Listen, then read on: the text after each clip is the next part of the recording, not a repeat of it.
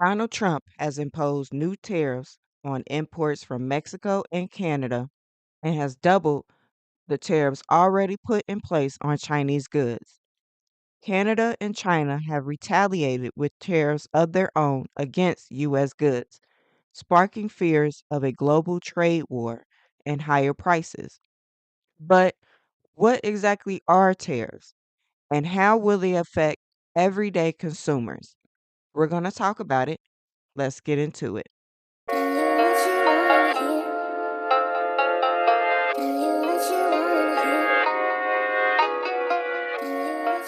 Tariffs are taxes charged on goods imported from other countries.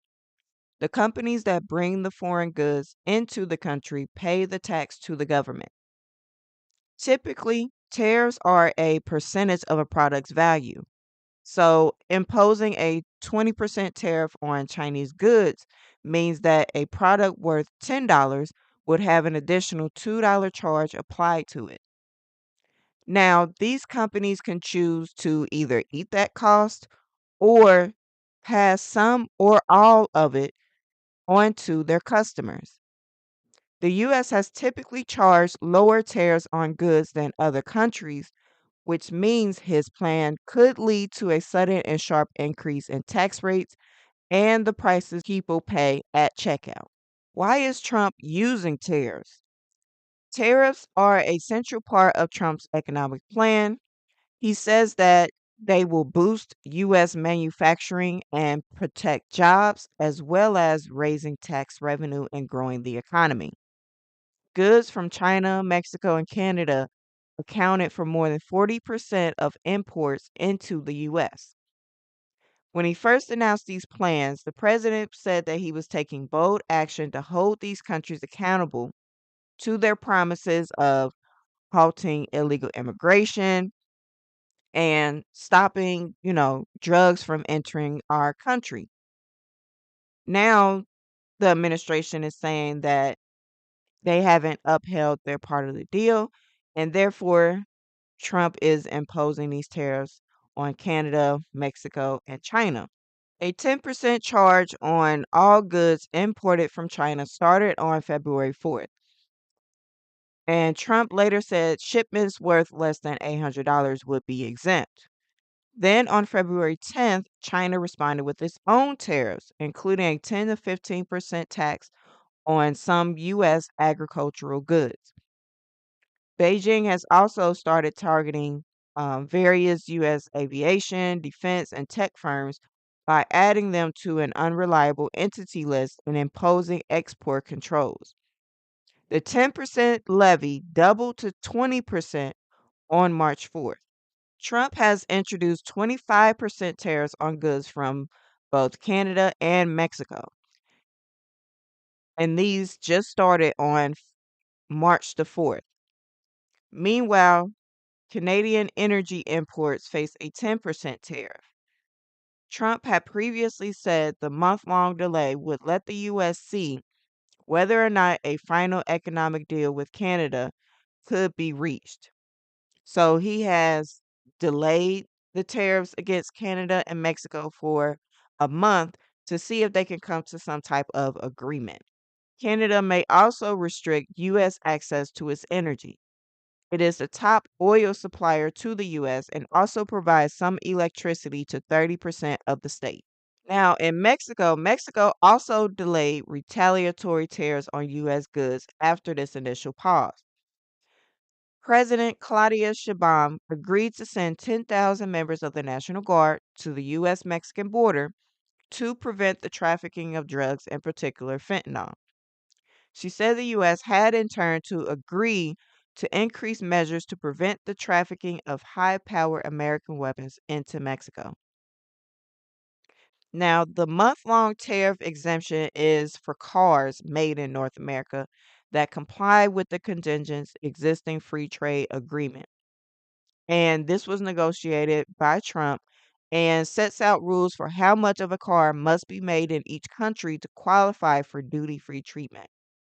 The Canadian and Mexican tariffs prompted fears of significant impacts on car manufacturing because a lot of the component parts are typically imported from Mexico and Canada. This could cause the average US car price to increase by $3,000 because of the import taxes. There's also a steel and aluminum tariff that is coming. Trump said the 25% tariff on both metals will come into effect on March 12th with no exceptions. The U.S. is the world's largest importer of steel, with Canada, Brazil, and Mexico its top three suppliers. Canada also provided more than 50% of the aluminum imported into the U.S. in 2024. American companies that use steel and aluminum to make products have warned the tariffs could push their prices up. Despite the exemptions, tariffs raised the average price of steel and aluminum in the U.S. by 2.4% and 1.6%, respectively. Now, which products will be affected and will prices increase? So, all goods from China worth more than $800 are covered by the tariff. All steel imports from around the world face a 25% tax.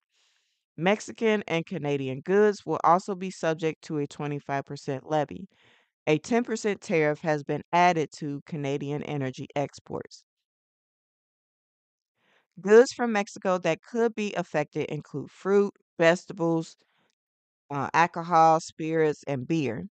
In addition to steel, Canadian goods such as timber, grains, and potatoes are also likely to get more expensive.